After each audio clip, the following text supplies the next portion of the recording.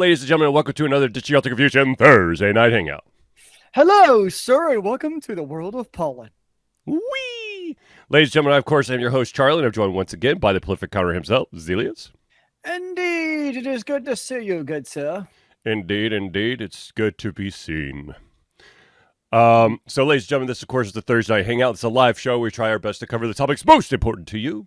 If at any time you do have any questions or topics that you would like to add to the show, please drop them in the chat, and we will try to add them to said show. If we do, unfortunately, run out of time, we will add it to the list, and we will cover it the very next show. So, without further ado, let's get into it. And apparently, I've already screwed up my camera because I've gone fuzzy.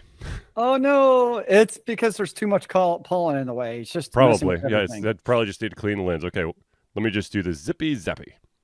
Yep, there we go. And now I'm looking pretty. Whoa. There we go. All right, so ladies and gentlemen, let's get right down to it, shall we? High def. Okay. Charlie Beard. Can I just point out that the makers of Animal Crossing are awesome. How so? Okay, so Animal Crossing New Horizons, which is still a very popular game on the Nintendo Switch, the developers released some very sad news a couple days ago. They have given an end date for Animal Crossing's New Horizons. They're like, you could play up to this date. Okay. The year 2060. 2060. Nice. I like how they give the warning of you have 40 years to still play it. Yeah, you which is amazing because you think about all those games out there that well, if you're in the Madden cycle, you get 2 years of online play and then they cut you off. So it's nice to see a game that's basically saying, yeah, we'll leave things open for 40 years. Why not? We'll be fine. Meanwhile, tomorrow, there's an open beta dropping for a game of who knows how long it'll be online. Yes. Diablo 4 open beta happens this weekend, and Blizzard has already gotten ahead of ahead of all of the bitching and moaning that's going to happen and saying, hey, guys, by the way, just a heads up here, there's going to be long queues, and from time to time, there's going to be server downtime. So enjoy the open beta. I mean, it's free. I mean, I do have it downloaded onto my PlayStation 5. So you're going the PlayStation 5 route. I'm going to try the PlayStation 5 route. The thing I'm always curious of, so my issue with most action RPGs, because a large part of them is the loot drops, right? Right. Is the part that gets me on the console with the gamepad is just not a good feeling system to use the controller with a lot of ARPGs. And so like I played Path of Exile both on my PlayStation 5, but if I had to, I could swap back on the same character to my PC seamlessly, which was nice. Right. So it kind of alleviated that issue. And since it is open beta and since your character is wiped, I figured, what the hell? I'm just going to try it out and see what I like because, if you like it on the PS5, cool. If not, then, oh, well, it's not like it cost me anything anyways. Right. That's the beauty of the beta. Yeah, so I figured I'll try it out if I can even log in, because one thing Blizzard still cannot get right for some interesting reason is the capacity needs for their online games, like the first 2 weeks of gameplay is always a clusterfuck. Well, like they've got to. I mean, this is Diablo 4, not 1, not 2, not 3, but 4. And oh, by the way, they've also got this thing called World of Warcraft that they've had as an online presence forever and a freaking day. And yet they're like, yeah, we're probably going to run into issues with this beta. Why? You're going to, I'd rather overshoot, and put too many servers back there than not enough and piss off all the people who want to try out your game. Well, yeah, because like somebody like me who's going to try it, if I can play the whole week and I like it, I might actually be incentivized to buy the game for. But let's say you can only play for like 2 hours at a time, and half that time you're stuck in a 30-minute wait queue. Then I'll be like, nah, I'm good. So yeah, like it definitely will influence my decision, which is, I guess, a little bit ironic because I know within 2 weeks of the full release coming out, it'll be fixed. So it's not the biggest thing, but it still definitely plays a role. 100%. Well, I mean, I think, honestly, if it is that as jacked up as I hopefully was over-exaggerating you play for 2 hours and at a time, and then there's a downtime, but it takes 30 minutes on a queue. Hopefully that's not that bad. But if it is, you're basically killing day of sales. Oh, no, I'm actually expecting a longer queue than a half hour, to be honest. No, I know, but I'm just saying that you're only allowed to play for 2 hours. Before you get kicked out, you got to re-queue, yeah. A quarter of that time is waiting in a queue. Yeah, so I'm curious. I'll see what happens. Apparently, they have 3 classes. It's the Barbarian, the Sorcerer, and the Rogue. I think it's what they called it. All right. Thief, Rogue, Archer, whatever that class is. Ranger. That's the one. Those are the 3 classes that'll be available for the open beta. Not surprising. I mean, that's basically the quintessential 3. It is the staple 3, but on full release, they'll also have the Necromancer and a Druid. Mm-hmm. So you can have your skeleton army fighting on your behalf. Skeletons. But yeah. Now, you made mention of Path of Exile and how you can play on your PlayStation 5 and then on your PC and your character follows you, right? Yep. So Valve has finally made the announcement that a highly anticipated game is coming out this year. Half-Life 3. No. Counter-Strike 2 is scheduled to actually release.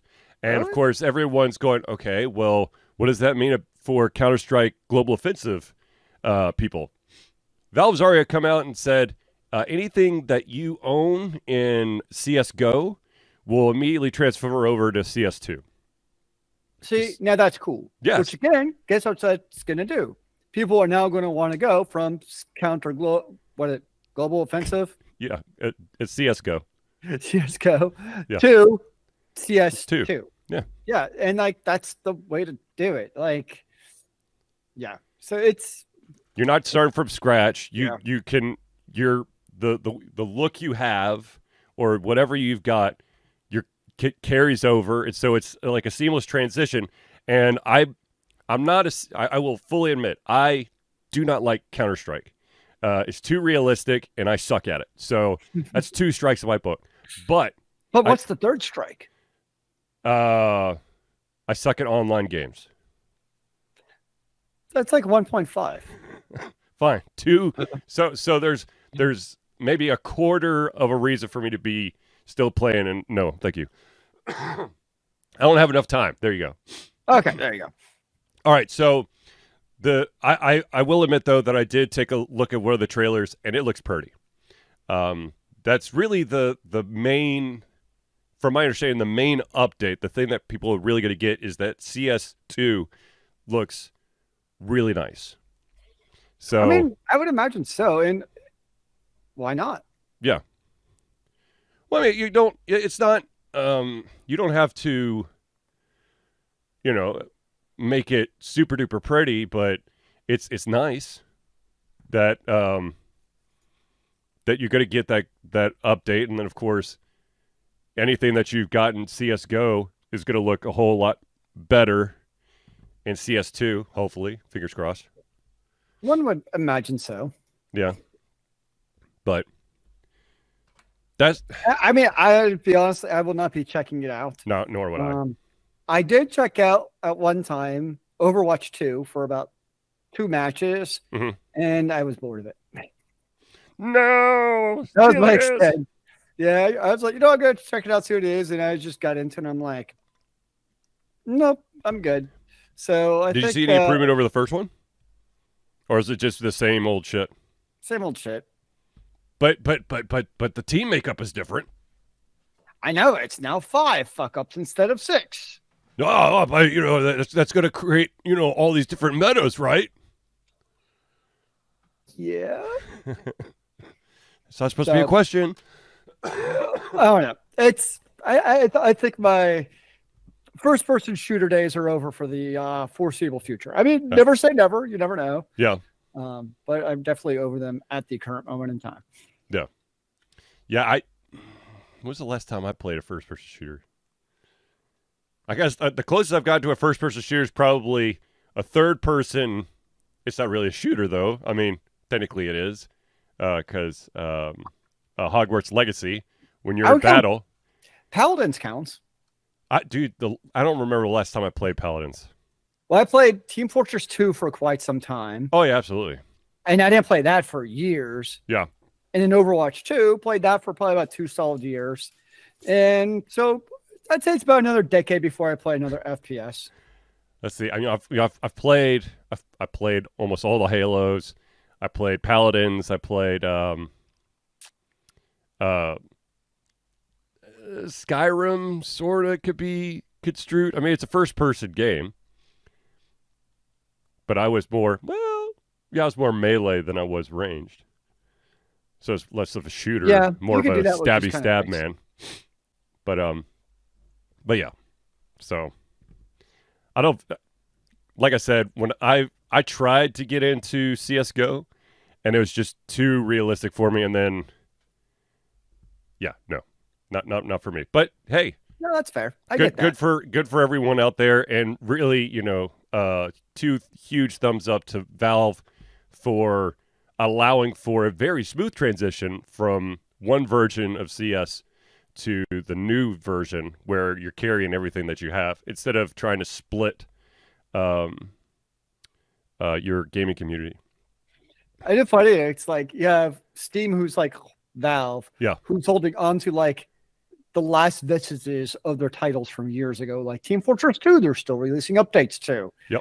Counter-Strike, they still release like new versions, and it's like. Yet there's not another Half-Life. I know. Sons of bitches. And it's kind of funny because like they have so much money they could literally just throw at that if they wanted to.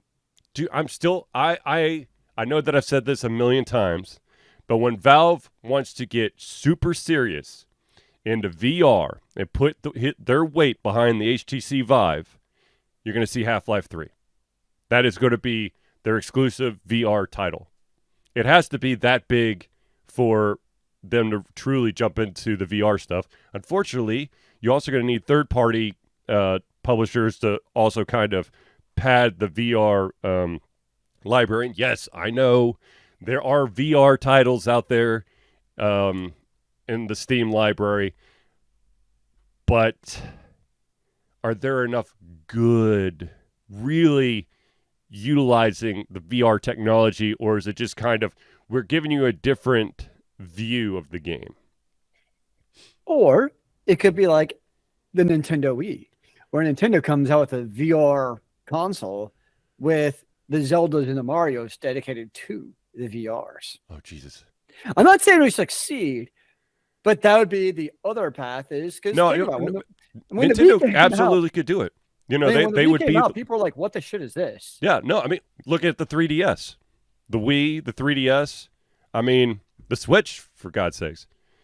Kind of like you've been saying, though, it still is going to take a monumental effort from a developer, a console, whatever it is, to make it happen. It's not just the little toss of bones of an alternate version of playing the same game. It has to be like an all-in effort to really push that needle. But here's the other thing. If you have like a Nintendo or a Steam that decides, oh yeah, we're really jumping into VR, you want to, like I said, you want to build the library. However, in order to do that, you're going to have to be in negotiation with publishers.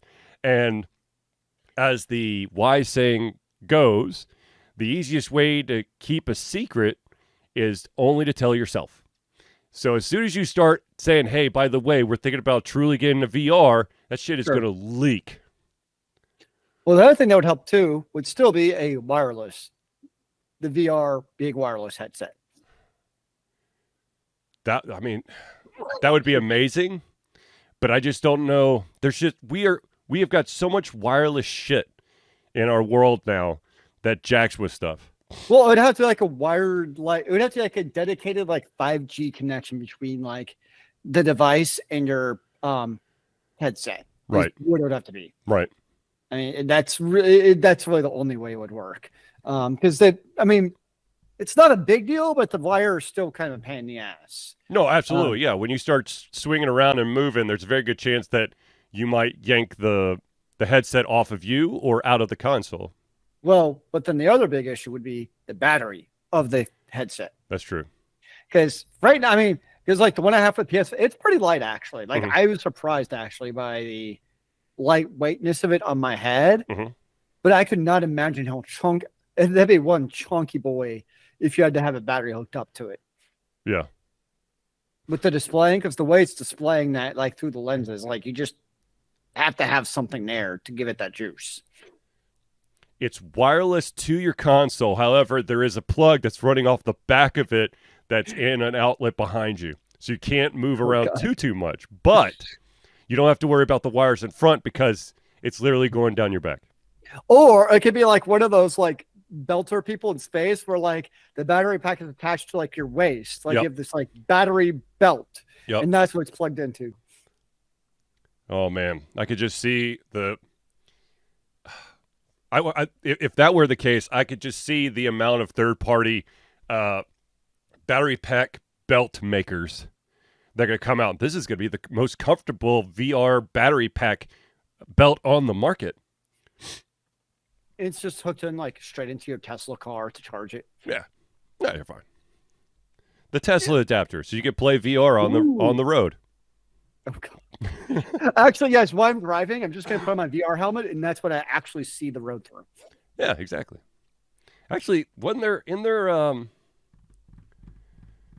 maybe it's just an experimental thing, but I swear that there was kind of like a some kind of tank where you can't actually see, but you've got like goggles that give you the outside, so you're completely protected. There's no glass or anything, but you're utilizing a camera to see outside the vehicle. It's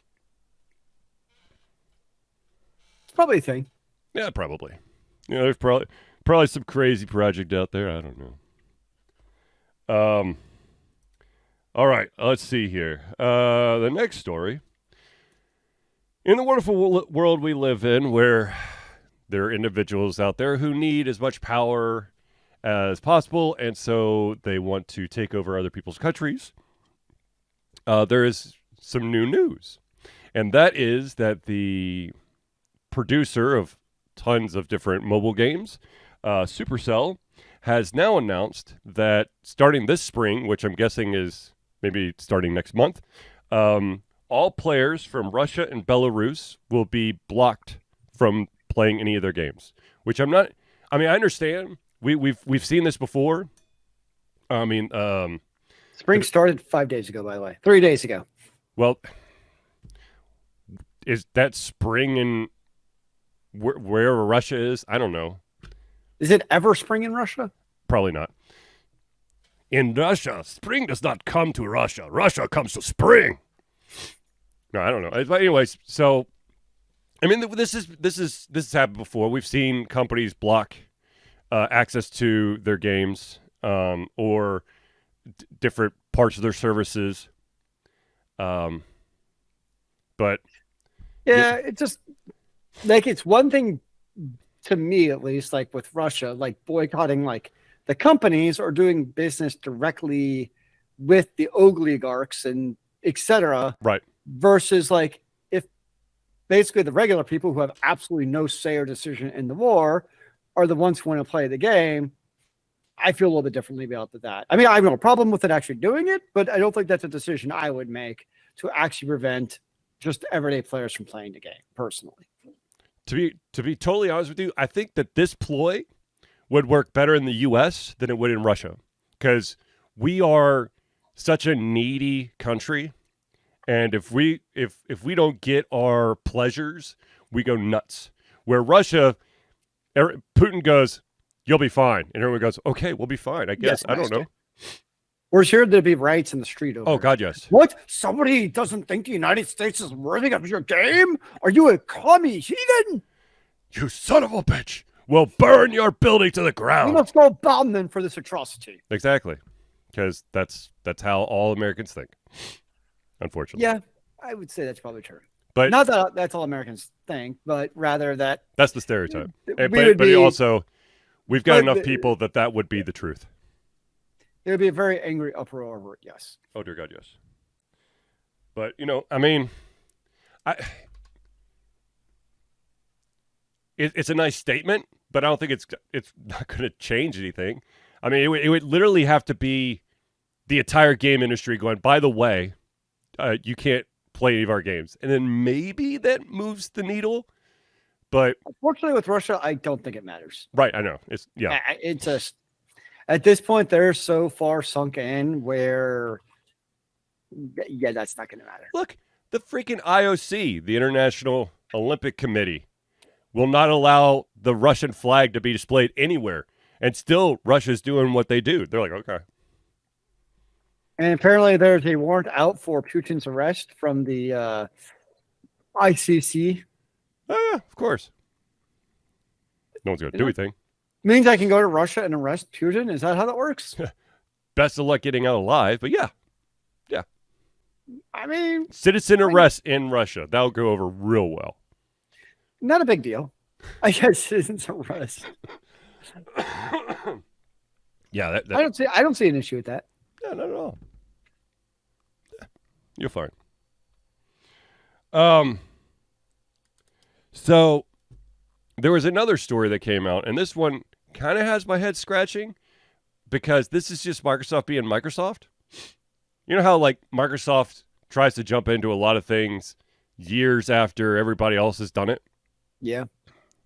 Well, Microsoft is excited to announce that they will be launching their mobile gaming store on iOS and Android starting 2024. Yes, that's right.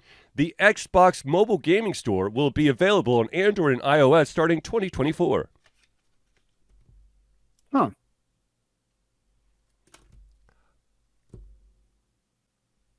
Okay.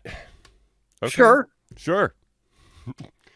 Wasn't that like one of the moves that they tried to do like way back in, I don't know, 2014, 2015, where they were like, there's like a Project Unity where all Microsoft licenses are going to be under one Microsoft banner, so you can seamlessly play on any of the devices that you have the Microsoft Game Store on.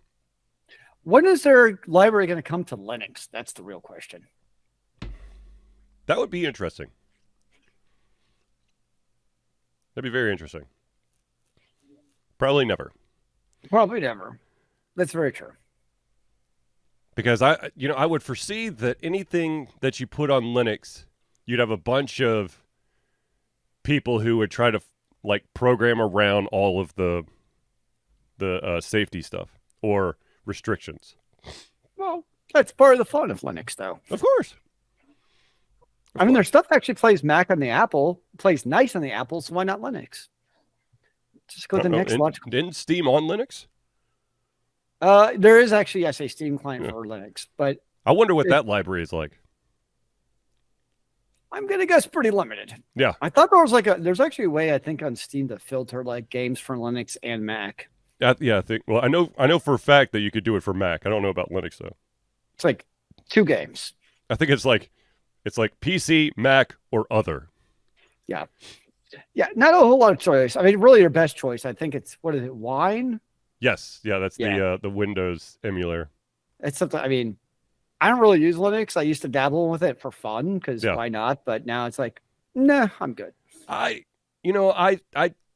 dabbled with Linux simply because I had like older machines, so I couldn't put like one of the heavy OSs on there. So you put Linux, which runs pretty light. But then, if you want to do anything, basically when you put Linux on there, you've basically made yourself a word processor machine. If you don't want to really, start deep diving into programming and coding. Yeah, especially because like graphics cards and stuff are all lumpy jaw, and you have to download packages, and then hopefully they're compatible with how you've got all your shit hooked up. But it's so easy. You just use these 15 commands. But step 13 has a 44% chance of failure. If it does, there's a 72% chance that this other command will work. But if not, then good luck. Well, there's actually an error in the actual typing of that. It's supposed to be underscore, not a dash. And therefore, you just reformatted your hard drive. No, that's the underboard, not an underscore. That's why you're getting it wrong, sir. Excuse me. But yeah, no, I mean, yeah, the Microsoft mobile store is coming in 2024. Cool. Yippee. Yeah, okay. The only thing I actually used the Microsoft Store on my Windows machine was to get Fantasy Star Online 2, because it was an exclusive for the Microsoft Store for like a period of time. Nice. I wanted to try it really that picked up for like a fucking steal. Actually, I think ironically, I think it was on the Switch store. Oh yeah, the Digimon Cyber Sleuth game was like heavily discounted. Instead of, it's usually like $60 or something, and I got it for 10. Nice. Or no, it was 7. It was $7. It was like a heavy discount, but it was like, you know, one of those like lightning sales, which does not happen on Nintendo Switch, but I swear to God it was, because I got it for a real steal, and I've played the game. Now here's my problem with a lot of the Switch games, especially when it comes to RPGs. I actually want to know how long I've played the game. But there are games, and this is not just a Nintendo Switch thing. I mean, this happens on all the platforms. If I want like active time, not the game is on. And with the Switch, you know, you could go to the dashboard and the game's still running in the background. Well, if the game's still running in the background, that counter's still going up, even if the Switch is off, because it's going off the system clock. Yeah, or like, I mean, how many of us playing Steam games or any other game for that matter, like we leave it on and we just kind of leave it up and then we go away. And then come back and like you're in the middle of a game and all of a sudden you got to go do something, so you hit pause so you could come back to it, and it's like a couple hours later, and guess what? The couple of hours have been added, and that actually screwed me over for a refund on Steam, because I left a game. This game was absolutely horrible, but I didn't exit out, so the playtime was past the whatever, like the first 60 minutes or 90 minutes. You can it's kind of like return. I played like sometimes like a game like lately Lost Epoch. I'll play for like an hour before work. And I'll be like, maybe I'll play during my lunch break. So I just leave it on the entire day. Yep. And like I don't touch it for 9 hours. Then I never actually play it during my lunch break because stuff. And then I come back after work. I'm like, oh, you've been online for 9-10 hours and I'm still logged in. Now that's a little weird to have an online game that allows you to stay online with inactivity. Last Epoch has a really long timeout. It's actually kind of crazy. Was it 24 hours? I don't know, but I could actually pay attention sometime, but it's pretty nuts. Well, I guess they don't have a lot of issues with bots then. Not yet, because it's actually, I know I've talked about it a few times past, but it's still in technically in early access. They're on patch 0.9, and they technically have online gameplay, which I've not actually played with other people. There's no actual, it's not a persistent MMO type of world. So if there are bots, it really wouldn't get you anything, because there's no trading or market house or anything that would actually benefit by having a bot right now. So you could, but it'd be kind of pointless in the game, to be honest. There's people who will do it, though. Very true. Just so I could say I did it. But they do play it. They actually have an interesting mechanism coming out for trading. So actually get your thoughts on this. So what they're doing. So right now there's no trading in the game. A lot of it's just because of progress of the actual game development. But basically the developer came out and said they're going to do, you can basically have two choices to do. One is you can basically either have the option to trade in game, or you have the option to not trade in game, meaning anything you drop belongs only to you. Now you can still party up and stuff. That doesn't restrict that. It's just the ability to trade in game. But what that does is, depending on if you choose to not be able to trade with other players versus you do want to trade with other players, is you get certain basically buffs over time regarding that. So if you don't trade, you get better drops of a certain kind that are unique just to you, and it increases over time. Versus if you want to be in the trade faction, you'll be a better trader over time. I'm assuming that this is something you have to decide upon character creation, right? You can actually swap back and forth, but if you swap, you lose all of your benefits. Right, but like, let's say that you turn off trading for, I don't know, a month, and you just go hardcore so that you could get the really awesome drops. And then once you get the awesome drops, once you get a bunch of the awesome drops, then you flip it off. You can. They said you can, but I don't know the details of. I'm assuming you're asking what happens to those items, and I don't know. Right. It's basically like, I can't make a profit off of anything, so I'm going to get stuff really cheap. And then once I've stockpiled enough, then I'll switch it back over and make a steal. They have said you can swap back and forth, and the developers have said anything about that level of detail. Mm-hmm. But my assumption, to keep things fair, is if you get a loot drop, like when you're in private mode, you can't then trade it if you change factions. Okay, that would make sense. I mean, that would be my assumption. I mean, again, I don't know, but it would that's the only way that makes sense for the balance of the game. It would be what do you call it? Bind on pickup type thing. Yeah, it would make sense that it'd be bind on pickup if you're kind of in the single player trade mode. Otherwise, that'd be kind of dumb, honestly. Yeah. I just thought it was an interesting kind of take where it actually your choice actually means something. So someone like myself who never trades in games, I'd be like, well, yeah, I'll do that, but you can still then party with other people. Yeah. So it's kind of a nice balance between the two. For me, my favorite option, because I won't trade either, but my favorite option is turning off chat while partying, because I don't want to hear with you. Just let's do this. I don't need you to critique how I'm doing it. We're doing this for fun. It's not a competitive thing. Please, for the love of God, I will try my best. How about that?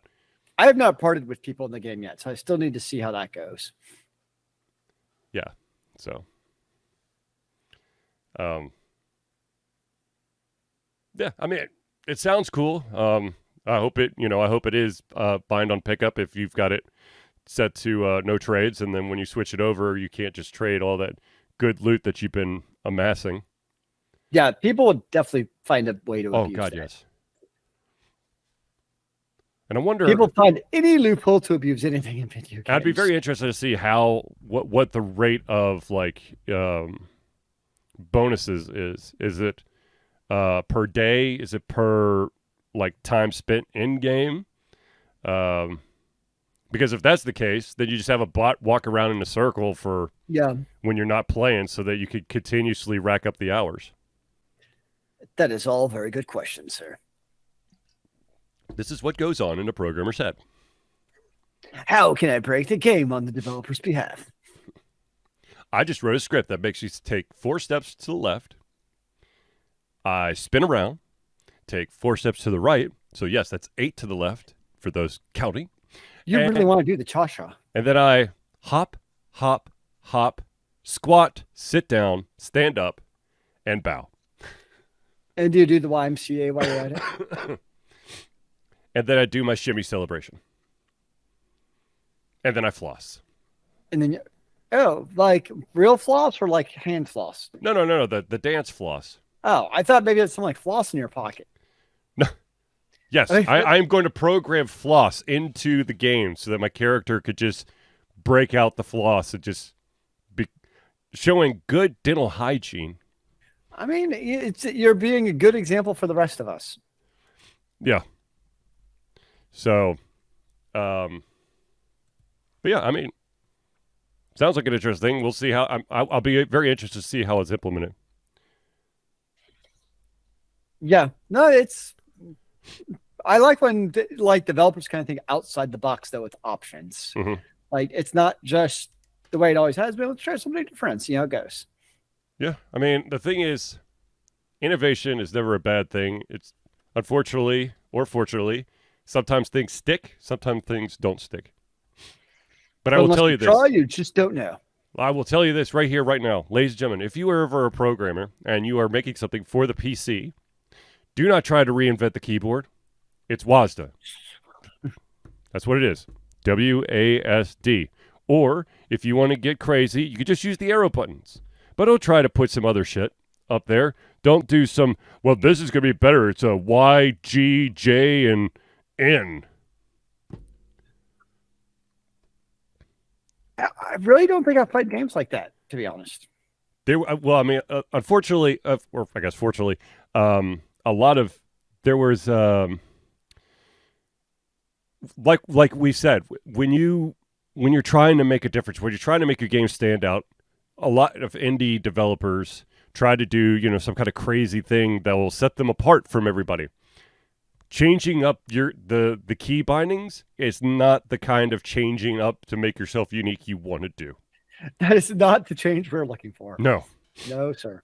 A new interpretation of some mechanic, yes, but not your basic movement mechanics. No, that makes me want to just punch the game in the face, which would probably break my monitor and would actually not be a good idea. Okay, so here's a question for you. Let's say that you do have, you pick up a game and they've decided to try to relay out. They have their own way of keys and buttons that they want you to use because they think that this will streamline it. Would you be willing to play it that way, or would you have to have the ability to rebind the keys to play it? It depends how much, I guess. So, actually, most MMOs, if you think about it, most games, I should say, their skills are 1, 2, 3, 4, etc., right? Mm-hmm. Well, Last Epoch is Q, W, E, R, because you're moving with your mouse. Mm-hmm. So it's slightly different, but I much like it. But it's like a slight deviation. It's not really a deviation. It's just a slight adjustment. Right. So something like that works. But I think to your point, if they moved your abilities to TYHN on the keyboard, yeah, I would just be annoyed, honestly. I'd be like, this is dumb. I'm not having fun. And why would you do that? Other than, I guess, to your point, trying to stand out something special. Yeah, things like that matter when you're playing a game. Of how easy it's to press these skills or abilities over and over and not give yourself carpal tunnel fatigue syndrome from trying to play the way that the developer wants you to. So I don't rebind, or I log into my stupid keyboard software and rebind it myself. True. But if I have to go that far, I'm probably just going to install the game. Yeah, that's very true. Damn it, I had some Zealeus. You made me forget. It was there. But most games I play like that allow me to rebind my keys if I want to. Yeah. Which I do not infrequently because I have an MMO mouse. Yeah. So being able to rebind to my thumb keys, I do pretty frequently. And if a game does not, so to your point, actually, if a game does not let me rebind to my thumb keys, if I want to, that is definitely a major. It won't necessarily make me stop playing, but if the game doesn't really hold my attention, then it's just another kind of check in the mental column box of not booting it up the next time and choosing something else. Right. No. Okay. So I just remember what I was going to say. Yes, I am.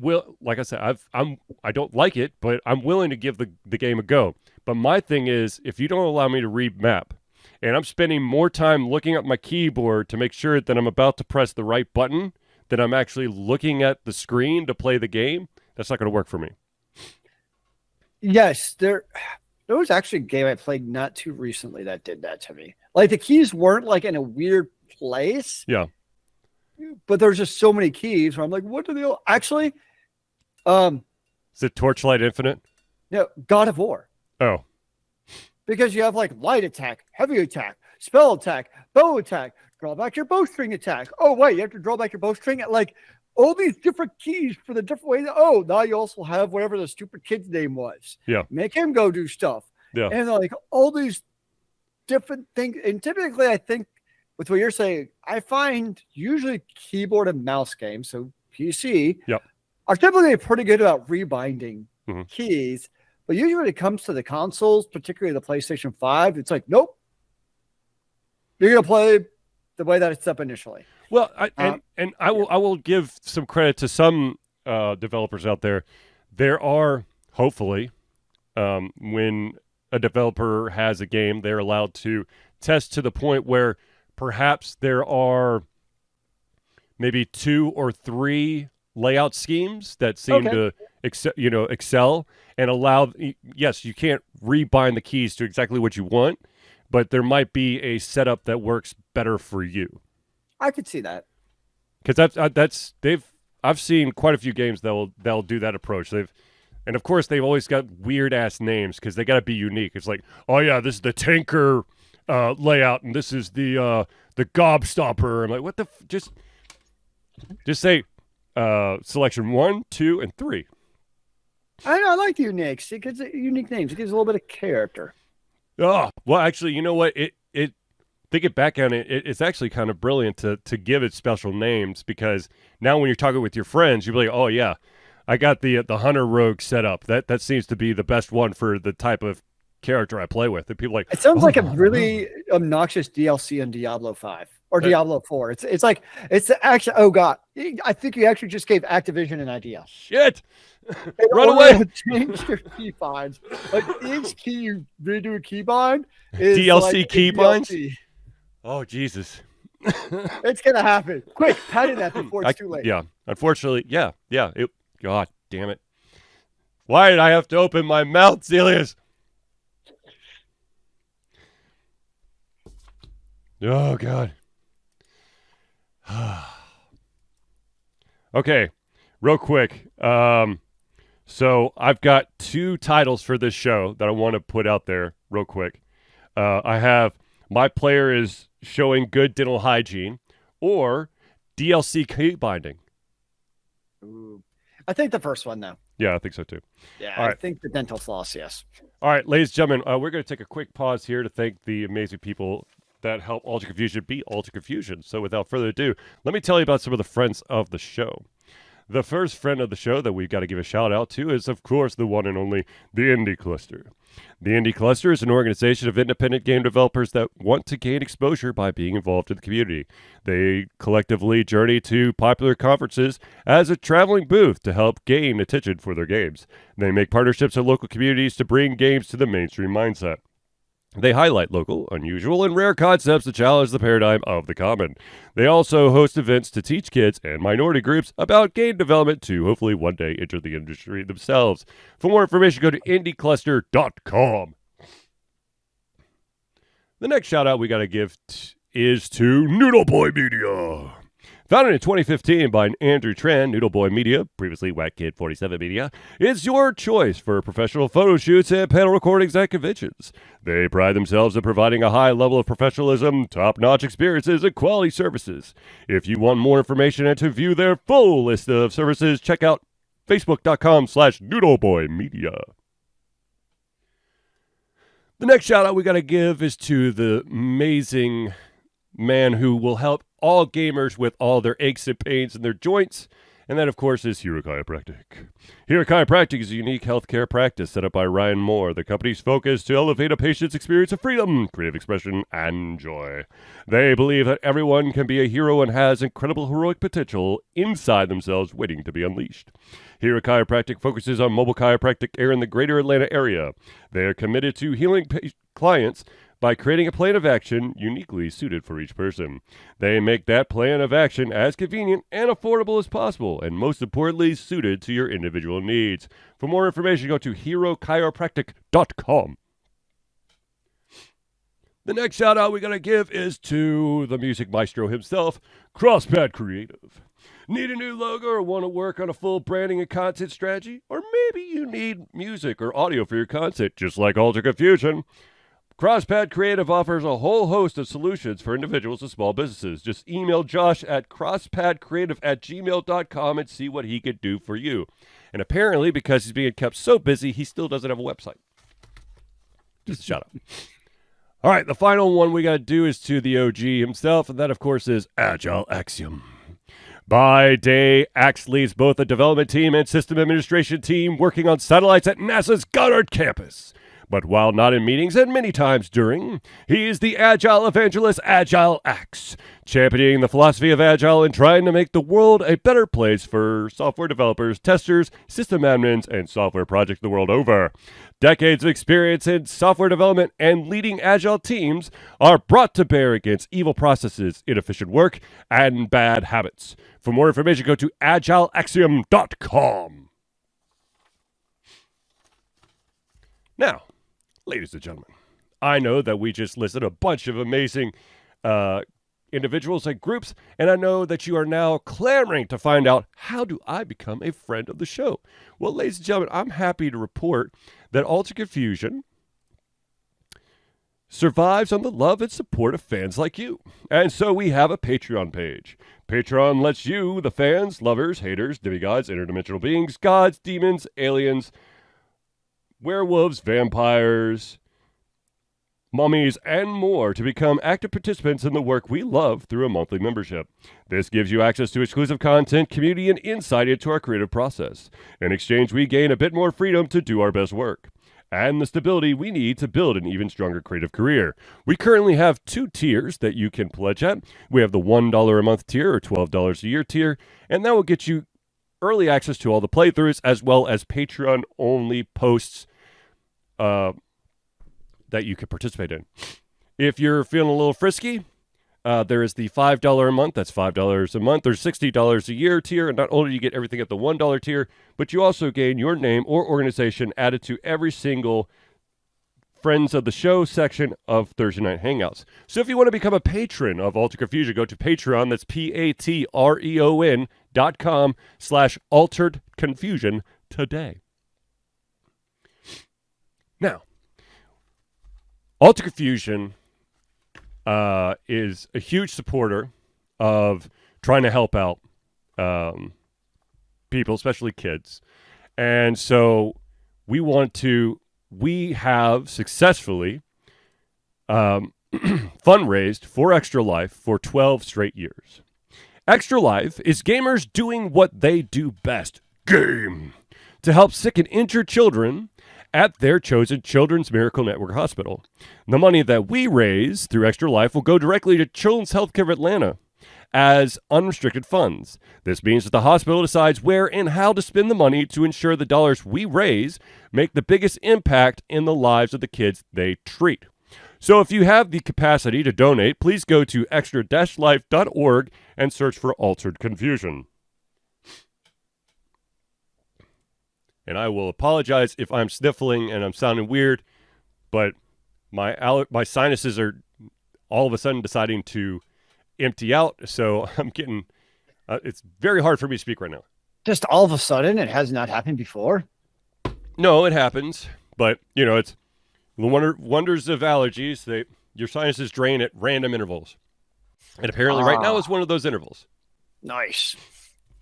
All right, ladies and gentlemen, there was a question asked of Alter Confusion this past week, and I want to bring it up before I forget.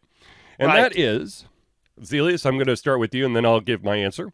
Have you ever replayed a game in anticipation of a sequel of the game? No. Never? Have you ever thought about it? I've thought about it, but I just haven't. It's a pretty quick, easy answer for me. I don't replay a whole lot of games in the first place. Like if Jade Empire 2 was coming out, I play the first one in a heartbeat to be prepared. Right. So I guess that's one, but just generally speaking, not really. And I think it's just because games are so long typically, where I could replay it, where if I wanted to replay it, I would have replayed it already anyways. And I think, obviously the analogy is a movie where when the new Avengers comes out, you'll rewatch the Marvel movies to know what's going on. Right. But the hour investment's a very different type of thing of a movie versus the 40 hours. Yeah. So it's, to me, it's just very different for a video game. Versus a movie. Now, what I will do, if I'm going to play a series, I will start with the first one. So for instance, I want to start playing the Anyo series. Did I disconnect? No. Maybe? Oh, no. Okay, we did. We did. Yeah, Alter Confusion disconnected. Ah, it wasn't me this time. Nope, wasn't you. That's interesting. Hold on, it's trying to there we go. We're back. All right. Should I start talking again? Yeah, you can keep going. All right. So for instance, like I want to start playing the Anyo series. It's a city builder game. And like a Sim City or Banish type of game. But I'm going to start with the oldest one, which is Anyo 2070. Because sure, I'll start with the original one. So I think in those kind of cases, like, yeah, I'll start with the oldest version of the game, assuming it's not from like the 70s or something crazy. Right. I think that's where I kind of go back in time. Like, I probably wouldn't do it for a sports game. That would be kind of silly. Yeah. So it probably depends a little bit on the game too. I could see that. I mean, I think that I think I've done it before. I think it's more. I'm trying to think. It's not something that I actively do, but I think that given enough time, if it's a game that actually builds off the previous game's storyline, that I think I have a little bit more of an initiative. If it's simply, it's the next number in this game, this series, and you really don't. Oh my gosh, it disconnected again. Well, I'll just keep talking. How about that? There's no rhyme or reason, or there's no benefit to replaying it, that I probably won't replay it. But if it's something that literally continues the storyline, then I'll go back. Or like, if they come out with a new Dragon Age, for instance, that's going to continue the old storyline, that's a shit ton of hours to play. Well, how about Mass Effect? Yeah. So that's a lot of hours. So in that case, I'd probably read the synopsis and be like, okay, what happened? Yeah, because you're just talking a nutty amount of hours. Well, okay. So, but here's the thing. Okay, so I brought up Mass Effect, and Mass Effect, you convert your save from your previous game onto the new one. Sure. And so you got that going for you. It's not. It kind of gives you an incentive to at least have played the earlier versions of the game, so you can have that customized experience when the new one comes out. Well, I think if you're going to play Mass Effect 3, it definitely makes sense to play Mass Effect 1 and 2. Like, there's not really, I think, a very good argument for not playing 1 and 2 if you're going to play 3. Right. Versus Mass Effect Andromeda, you could easily play without playing 1 through 3. Right. And I would assume, because I know Mass Effect 4 has been talked about, if they do a Mass Effect 4, because it's been so long since Mass Effect 3, I would assume they'd have some catch-up method or whatever it is. Or, Mass Effect 3 came out when the Xbox 360 was out. So, people will have save files on the 360 that they're obviously not going to have anymore. Yeah. So they'll have to have, I think, depending on the length between releases, some way to basically, yes, they still have the import save, which would be cool, but some way to catch up. See, I think because whenever they bring out Mass Effect 4, when they finally do it, I don't think you're going to have that import save because it's been too long. There's a generational gap now. I could see it as an option, but it might just even be like a title. Yeah. You know what I mean? Not have any actual influence over your character. Because think even in recent BioWare games, even the paradigm between good and evil, renegade and paragon, has kind of gone by the wayside. Yeah. And now it's kind of one of the big differentiating factors in the previous ones was your good versus evil factor. Right. And of course the relationships. I guess technically your Asaris could still be alive. True. But the thing is that if they were to go that route, they would be putting a hell of a lot more emphasis on rewarding the PC gamer over the console gamer. Because like you said, Mass Effect 3 came out on the Xbox 360. You're not going to be able to it'll be really freaking hard to get your save file from there. But if you got the PC... Why I think it wouldn't be a huge... Right, but still, you're still catering. Even if the only thing you get is, some flashy, shiny thing, you're still basically saying PC Master Race for the win. But don't developers already do that? Maybe behind closed doors, but I don't think they'll ever admit it. It's usually, usually it's the other way around when the consoles are superior to the PC ports. Yeah. Well, that's already a thing. Right. Where that's a thing where one version gets, look at what Sony did with the PS5 version of Spider-Man, where you got like special on PlayStation 5 only version. Yep. So that already is kind of a thing. I just hope it's a single player thing and not like multiplayer and all that other shit. Yes, that would be nice to have the emphasis solely on the single player experience. Well, instead of slapping on that, was it just like the war effort thing? Yep. And I know we've talked about a number of times over the years of like, the supposed death of single player, but I think over the last years we've shown there absolutely is still a strong, vibrant community for single player only dedicated games when done well. Yes. Like, I think there's I think single player games do have a much shorter leash in terms of being a good game than a multiplayer game. I think multiplayer games, probably because of sports games, have a much easier way of just being shitty and still being successful. Well, I think also when it comes to multiplayer games, we're now at the point where we expect sometimes extreme changes to occur in a multiplayer game. Whereas a single player game, it's, I don't want to say it is, what do you call it? Like a buy as is type situation, but it's a lot harder for the amount of tweaking that a developer would do for a multiplayer game for a single player game. Yeah. You don't expect them to come in and like completely nerf your awesome gun that you found at the end game. Yeah. Or in all these other changes, like halfway through your progression. You'd be like, right. No. Versus that happens in a multiplayer game. They'll be bitching, but people will continue to play. Well, I mean, look at any MOBA. There's nerfing out to wazoo, like every single release. But yet people still play it. But if you were to do that to a single player game where you've spent hours building a character the way that you feel is the best way for you to succeed, and the developer goes, oh yeah, by the way, half the stuff that you have, we rewrote everything. So that passive doesn't do what it used to do. Well, okay, but that's interesting when thinking about it, because that does happen with MMOs. Yeah. Because people play MMOs in a single player way, because it is possible in a lot of them where you basically don't really play with the community. You lone wolf it. Yes, thank you. You lone wolf it. And yet, understandably, developers will definitely change those classes, usually predicated on how they interact with groups, right? Specifically PvP.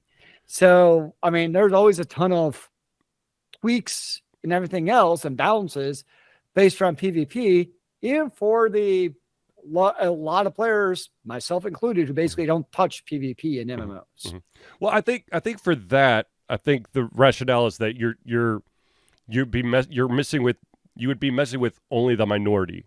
Whereas if it's a single player game, the gamers, they're all single playing gamers. You're not gonna, if by making a tweak, you're gonna affect everyone. Where it's like an MMO and you're tweaking stuff, and you could dick over the lone wolves. There's a shit ton more people who are interested in partying and raiding than there are people going, I'm doing it myself. I think there have actually been studies that have showed that's opposite is true in MMOs. Really? A lot more lone wolves? Where it's really the single player gamers have really saved MMOs. Like even myself, where, yes, I'll do the raids, I have the guild, but I still play the majority of it single player, because I think about even like playing, like when you do like in Final Fantasy 14, when you do a random dungeon, I know you're playing with 4 of the people, right? But it's almost kind of like a single player method, because they're just random people who I'm partying with. I don't know I see their names on the screen, right? But I don't actually know who they are. I'll know interactions with them previously or prior or after that. It's really only in that dungeon for 20 to 30 minutes at the most. It might interact. So even in a weird kind of way, it's almost like a single player way of interacting with the game. And the director of 14 has come out and said that like he's trying to make so you can lone wolf the entire game with never having to play with a person ever. Even a game like Guild Wars 2, where there's a lot of open world meta events, the way that the boons and everything works, you never actually, like, if there's a big world boss, you can't lone wolf it. But when you're grouping with other people, they can't really also dick you over or anything. Like, they can really only give you benefits. You don't have to be like in their party to get their boon. So it's done in such a way where, like, oh, there's this big champion boss. You can go and just kind of tag it and just kind of stand there. And it's like, you don't want to do melee, just kind of sit back there and pick your bow. You can do that all day long. So I think they've come a long ways in terms of MMOs. Yes, they're online. But doing it in such a way where you can basically kind of play it single player without really actually having to interact directly with the community. Even Guild Wars 2, where there's always people around. There's the meta events with other people. I never talk to people in the game. I never partying up with people in the game. And yet I'm still acknowledging it's a vibrant online community. So it's kind of a really cool way of doing it, the way they figured out. Well, I think it's more like if you want to interact, you can, but you can see the vibrant world for however you want to view it. I mean, an example that I like to use was Defiance, where I lone wolfed, and you could see like the massive, like super world bosses, because you would see there's a outline of a circle, and once you go inside that circle, now you're in the what do you call it? The sphere of influence, and now it may attack you, and you could get credit for hurting it and whatnot, but I really wish there was still a online FPS game or third-person shooter, whatever it was, like Defiance. It was. That was such a fun game. Dude, because you're right, it did that mechanic very well, where you could lone wolf it, but kind of similar to Guild Wars 2. They had like the open world events where you could participate in or not. Like, if you didn't do it, cool, but you could join in. But the way you could join in, because I know one of the issues with doing, like, kind of going back to 14, I mean, I've never actually had it. Like, I've been very fortunate, but yes, you could have somebody totally dick you over in a dungeon, just a random 5-person. It could happen. But like in those usually open world events, like the Guild Wars Tour to Defiance, people can't really do that with the way they're set up. I mean, you might have a bad group and you guys don't finish the world boss as conceivable. But you can't really have somebody just like, you can't have like that tank or healer basically not doing anything, so your DPS can't do anything. It's just not really a thing. So I really love those open world event styles where they've created in such a way where you can do it online, or you can just kind of do your own thing, and you still see other people, but you just kind of run past them. Still gives that feeling of like, hey, I'm in an online living world. I'm doing my thing. I think that we're to the point where that's important, where, we, like MMOs of old, it's all about the team experience, and now we're seeing more people. I want to see the world. It's more and more like .hack.